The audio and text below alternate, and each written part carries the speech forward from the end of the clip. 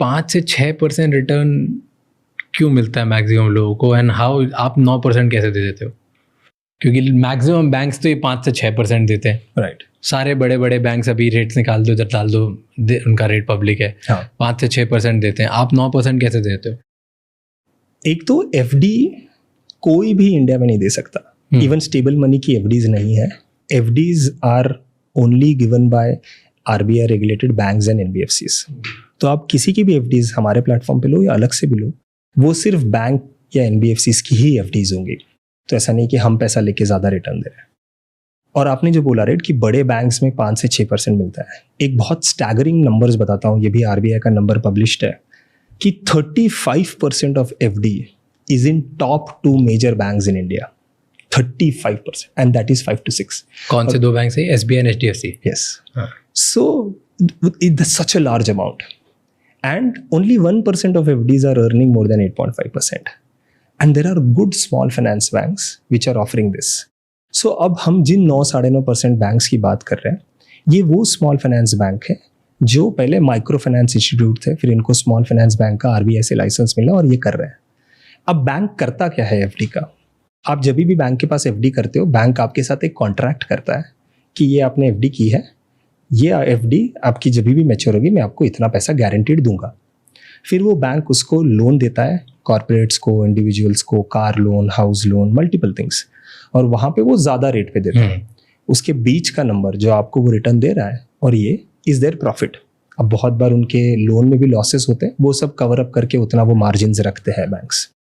Now these small finance bank जिन लोगों को लोन देती है, they give loan at a higher interest rate, right.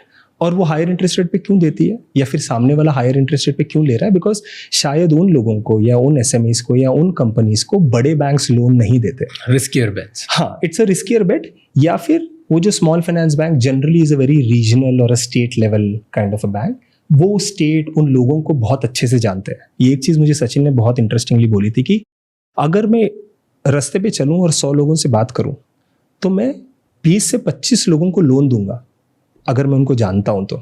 But अगर आप देखो, अगर यही लोग लोन के लिए अप्लाई करें तो सिर्फ 4 से 5 लोगों को लोन मिलता है। Because data is not enough. उन लोगों को जानना, उनके एस्पिरेशन समझना, उन लोगों का इंटीग्रिटी समझना इज वेरी इंपॉर्टेंट। सो ये जो स्मॉल फाइनेंस बैंक है जिन स्टेट्स में करते हैं, उन स्टेट्स के लोगों को वहाँ पर उनके डीपर कनेक्ट्स है, कलेक्शंस अच्छे हैं, तो वहाँ पर वो उन लोगों को लोन देते हैं और उन लोगों को ज़्यादा रिटर्न्स, ज़्यादा रेट पे लोन देते हैं। सो लेट्स से कि अगर कोई बैंक ज़्यादा रेट पे लोन दे सकता है तो वो ज़्यादा इंटरेस्ट भी दे सकता है कस्टमर्स को।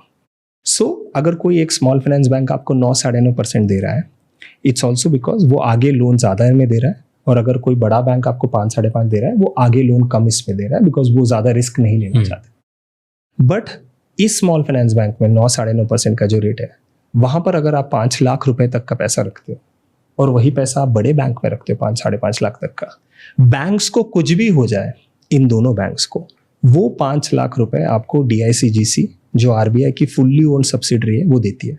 बिकॉज ये सारे बैंक्स हर क्वार्टर में जितने भी एफडी डिपॉजिट्स इनके पास है उसका एक इंश्योरेंस प्रीमियम देते हैं डीआईसीजीसी को, और वो उन्होंने इंश्योरेंस ले रखा है। तो 5 लाख तक का पैसा इंडिविजुअली हर बैंक में, राइट। अगर आपके पास 3 बैंक है, एक 9.5 दे रहा है, एक 9 दे रहा है, एक 8.5 दे रहा है और एक 5 दे रहा है, तो आप 5-5 लाख रुपए करके 20 लाख रुपए डाल सकते हो, जो 20 का 20 लाख रुपए इंश्योर्ड है।